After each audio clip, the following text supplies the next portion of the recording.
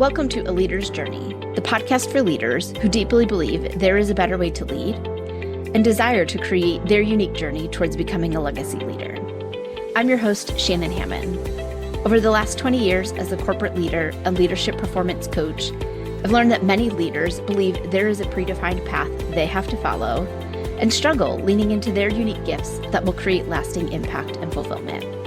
They end up feeling stuck, unhappy, and unfulfilled in the day-to-day of their role, and are challenged with why, since they have experienced success in their career and in life. I'm here to help leaders think through their leadership journey, learn how to ask themselves better questions, and learn the formula to create their leadership journey by design. If you are ready to design your unique leadership journey, lead with confidence, and love the teams you lead, then you are in the right place. Let's do this.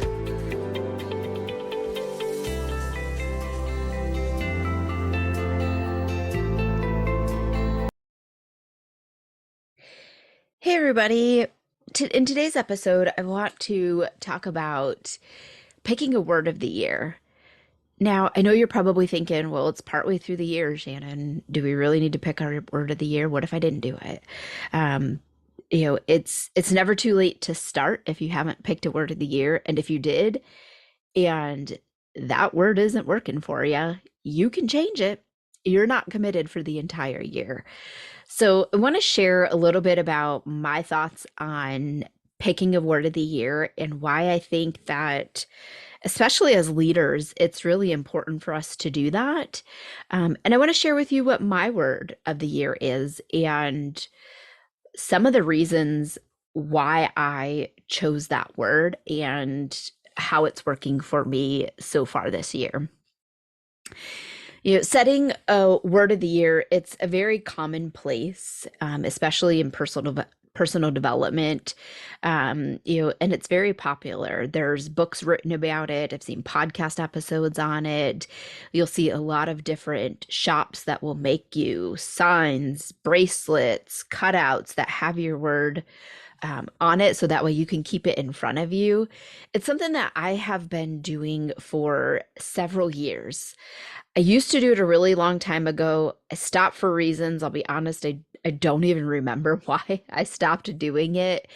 And it's something that I have picked back up and has really allowed me to have a singular focus for the year. It does give me that focus. It gives me something that I can always easily come back to. It's a guide for me for that year that I can run all of my decisions, my thoughts, my ideas, and my actions through that word. It's a simple way for me to be able to check in with myself each day to see the progress that I've made. It's one word. It's really easy to remember. It's easy for me to write down in my journal, to write down in my planner, to put on a Post-it note on my monitors in front of my computer, or put on the back of the screen, the screen on your phone, because it's just one word. It's super easy. Not every day is going to look the same, and that is one of the beauties of choosing the word. It does help me shift my perspectives when things are hard, or things are challenging, or I'm just going through a difficult situation at that moment, or I'm just having a bad day. Sometimes I wake up on the wrong side of the bed, and maybe I didn't sleep well the night before, and it's just, I'm kind of in a really tough place, and reminding myself of what my word of the year is helps me shift that perspective. It also helps me celebrate my wins, especially the small wins, because that is something that I struggle with still. I'm better at it than I used to be, but it's something that I still tend to forget about, the little things, because they just become part of my day. They become common practice. It's just how I show up and do things. So having that word of the year helps keep me focused on being my best and creating a great year for myself. And again, I want to go back to one of the main reasons why I like it is that it's simple. It's one word. It's easy for me to remember. and it gives me that singular focus. So this year, my word of the year I chose was courage. Um, and that came to me for a lot of reasons. I took a lot of time to contemplate it. I was going back and forth with several different words that were all resonating with me in different ways. Yet when I looked at my goals and the things that I wanted to achieve, where I am at in my leadership journey professionally, where I'm at in my life personally, some of the things that I'm looking to accomplish, some of the things that I just want to do, courage is the word. It kept coming back to me. And I want to share a couple key points of what that courage for me this year looks like and really means. It is going to be courage to take bold actions and risks, to really put myself out there. And for those that know me, I'm not a risk taker. I will challenge myself. I'll push myself outside of my comfort zone, but I am one that tends to take the safer route. I've always been that way throughout my entire life. And with some of the goals that I've set forth, it's going to require bold action and risks. One of the other reasons is the courage to say no to what doesn't serve me, regardless of who I have to say no to. And I will tell you, at this point in time in the year, um, I'm glad that I've had that word to come back to, because I've had to say no to several things that don't serve me, to people that I really struggle to say no to, whether that is my boss, a family member, or in situations where I don't want to say no because it might be something that's pulling on my heartstrings in that particular situation. Yet I know that the right thing is to do, and the right answer in that situation is no.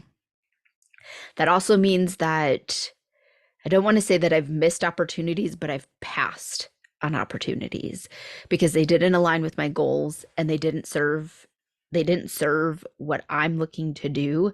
And I had to say no, even for some things that sounded really exciting. And they were things that 6 months ago or a year ago, I probably would have said yes to, that they didn't align with my goals. And being able to have courage to come back to is what made me feel confident and comfortable in having to pass and saying no. I also want the courage to step boldly into my unique gifts and challenge what is seen as quote unquote normal in leadership, and showing there is another way, and helping leaders lean more into bringing their unique gifts forward. I've spent the last 20 years in a corporate leadership role, and in some of those roles, there's a certain way that they want you to show up. There's a certain behavior that you have to have. And I do believe that as a leader, there are certain ways that you need to show up, but really leveraging what makes me unique. What are the gifts that I bring into it, even if they are outside of that quote unquote normal box, and leveraging those because they have worked for me in many situations. And so it's having the courage to step more boldly into it, bringing it out, and not worrying about what other people think, just doing it because it is the right thing for me and it's authentically who I am. I also want the courage to do things that I've never done before, no matter how scared I am. I'm not afraid to do new things. I know that, but there are some things that are part of my goal list this year that, if I'm being completely honest, they scare the crap out of me, in a good, exciting way. Not a fearful, I'm worried about my life or my safety, or any type of that. It's just, again, I'm taking the courage to do things that I've never done and pushing myself outside of that comfort zone. And regardless of how nervous I am about the situation, I'm taking the courage to step into it and trusting in myself. I'm also going to have the courage to be unapologetically me. And again, that kind of leads into like the stepping into my unique gifts. I am going to be me and I am not apologizing for it. I'm going to show up with all that I am, whether people like it or not, and not try to fit into the molds that society and the workforce tell us that we need to fit into. I was designed a unique way for a reason. And I don't believe that we should have to apologize for who it is that we uniquely are. Now, I will say that is not a pass to be a jerk or to be unkind. That is not at all where I'm going with that. And I don't want anybody to think that, well, this is who I am and I am not apologizing for it. You don't get to be rude to others. There's no reason to be mean. But it is owning some of that, and part of being unapologetically me is sometimes I'm a dork and I'm proud of it. And I'm going to show up that way. I may like certain things that aren't in style anymore. Like I carry a Trapper Keeper. Yes, I know they're from 1980s, but they're making them today. You can buy them at the store. I love pens and notebooks. I loved the Trapper Keepers when I was a kid, and I'm not going to apologize for carrying one around. So again, it's having that courage to really just be me and not feel like I have to apologize it because somebody else doesn't like who it is that I am. I'm going to have the courage to be strong when difficulty arises, as I know that there are many tough challenges in life that are coming my way, whether I'm ready for it or not. Um, you know, some I really don't want to talk about because I'm still working through how to face them, but I'm at an age in my life where my family is aging and there's going to be some difficult situations that I'm going to have to face, and I want to be able to be strong when that happens. Again, if I'm taking more bold actions and risks in my leadership, um, I am going to have to be strong when those happen. And so it's really making sure that I have the courage, or that I am courageous to be strong when that difficulty happens, because I don't get to necessarily determine some of the challenges in life. They're going to happen. I want to be ready and know that I can be confident and strong in myself. And the last reason why courage came up for me a lot, as I was doing my planning and reflection on my word of the year, is the courage to be fully present in the moment and live each day with enthusiasm and appreciation. Life is short, and I am so grateful for everything that I have been given. And we, in the world today, it is so easy to get distracted. You have a little device called a cell phone that everybody carries around. It's like a computer in your pocket. Well, it's not like, it is a computer in your pocket. We get distracted by thinking we need to immediately respond to everybody. We have to answer every phone call that comes in. Um, Social media keeps us distracted. We feel like we've got to scroll and keep up with what is everybody else doing? What are they sharing? What can I share that just might be as important? What happened in this TV show today? I see it a lot when my husband and I are out to dinner.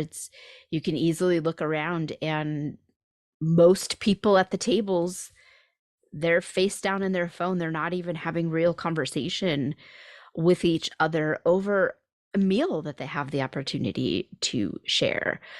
Unfortunately, I see it as I'm driving to the office. There's people there face down in their cell phone while they're operating a vehicle and putting other people's lives at risk.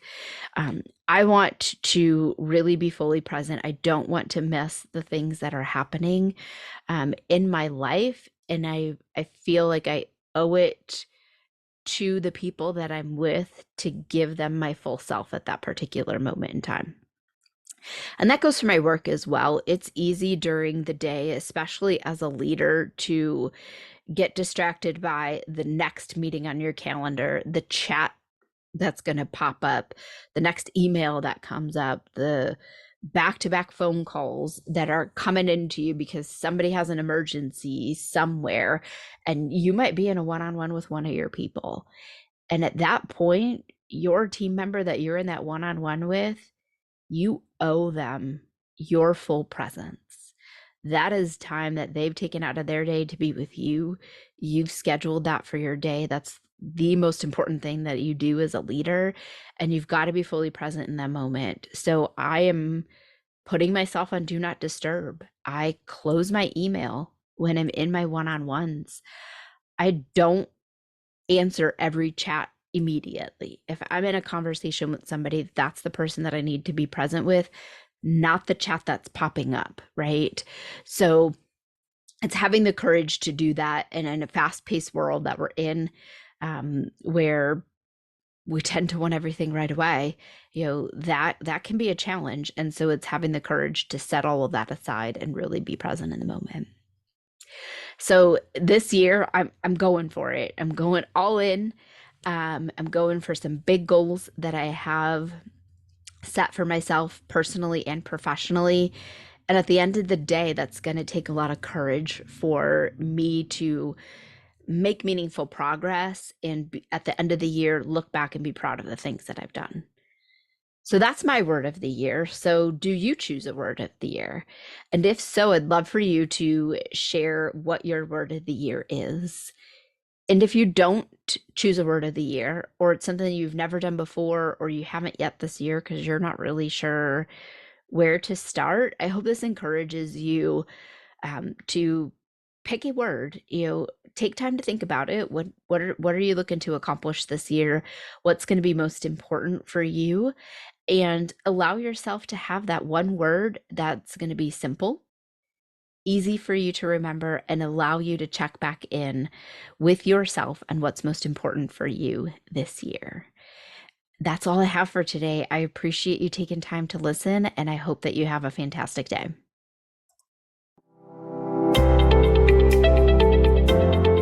Thanks for listening to A Leader's Journey podcast. I hope you enjoyed this week's episode. If you're excited to learn more, be sure to subscribe to the podcast and tune in next week for another exciting leadership lesson. I'd love to help you level up your leadership, achieve the goals you desire, and design your unique leadership journey. So click the link in the show notes to schedule a free Level Up Your Leadership session. During this time, we will define where you are in several key areas of leadership, where you desire to be, and how you can level up your leadership. You don't need to do this alone, so let's chat today and get your journey started. Don't forget to connect with me on LinkedIn or in the A Leader's Journey community on Facebook, and share this episode with another leader so we can all learn and grow together. That's all for this episode, and I'll see you next week.